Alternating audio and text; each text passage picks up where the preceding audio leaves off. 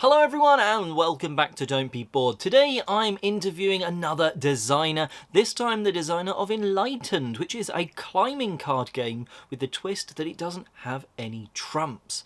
So let's jump into it. Welcome to the show and please introduce yourself and your game. Hi there, my name is Arif Nezih Savi. I'm a game designer from Turkey. Just like many other designers, I've been gaming all my life. And for the last 6 years, I got really serious about board game design. During this time, signed a few games with publishers from Europe and the States. And I successfully kickstarted 2 roll and write games before. And now here's a new card game that I'm trying to get to the tables. Enlightened is a very easy to learn card game where the goal is to get rid of your cards first. So the game was inspired by some traditional Chinese games, if I'm not mistaken. Could you tell us how they influenced the game? Well, I lived in China for about 7 years, so I can say I myself was influenced by China and the Chinese games. And during the time I lived in China, I played lots of traditional card games and mahjong. The games there are very good, but it's a little bit harder to learn and master, especially for us Westerners or non-gamers. So I took the mechanics from Big 2, Dalawar and Jinfen and streamlined the scoring and added a theme that makes sense so that you can learn easily. It's cool how you sort of melded those sort of old traditional games together, and I like the fact you've streamlined it for sort of more modern audiences. That's really cool. And this twist about the trump suits, could you explain a little bit more? Most of the card games have trump suits. Sometimes it's the first card that is played, or sometimes the trump suit is selected before each round of the game. Well, I always thought that this could change. So in this game, there is no trump suits because trump suits, I find they're always the most powerful. And I was inspired by the whooshing cycle, the Chinese philosophy. There are 5 elements in the nature. So in this cycle, there is no single, the most powerful element. But there is the right time for each element to be the most powerful. So let's say you see a fire card is played. Great, you can extinguish that fire card with your water. But then your water card can be absorbed by an earth card, and so on. This cycle repeats as you play. Using the concept of that cycle, that just sort of makes sense and a cool theme to add to your game. Now, Enlightened will actually be on Kickstarter as a print and play game. Was there anything while you were designing the game that you had to do differently because it wasn't being printed normally? It was going to be a print and play style game. This is such a great question. So I had to design differently for the gamers who print the games at home. So basically, I removed almost 70% of ink for the original design.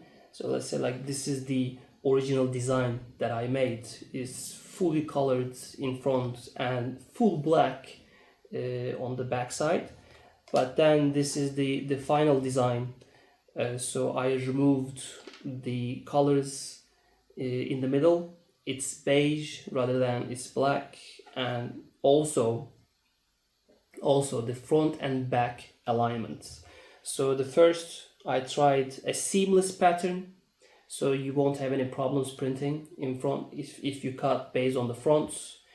But then I had to make the same pattern on the backs, so it's a little bit smaller than the usual, so you won't have alignment problems, so you won't have some white edges around the corners. So I had to tweak better for home users, basically, because the printers we have at home or at the office, they don't print as good as the factories. So I have to design this accordingly. Well, also there's an upside to this because I offer backers to this game. There are like 6 or even more different back designs, so you can pick whichever is your favorite and play accordingly, which you cannot do with the conventional traditional games. A great way to sort of spin something into a bonus positive, being able to choose your own card backs. That's a nice little touch there, I really like that. Did you learn anything else along the design and play test phase? Well, I could have designed the cards any size I wanted, but turns out the majority of the players, card players, they prefer their cards to be the poker sized rather than other different sizes. Especially they prefer sleeving their cards. So the first design I made is kind of like a bridge size. There is no standard size for this card. I decided to, since you hold many cards, you want them a little bit thinner in size. But then I asked around, they preferred, no, we want the poker size cards, and that's why it's now poker sized. And you can sleeve them and have fun.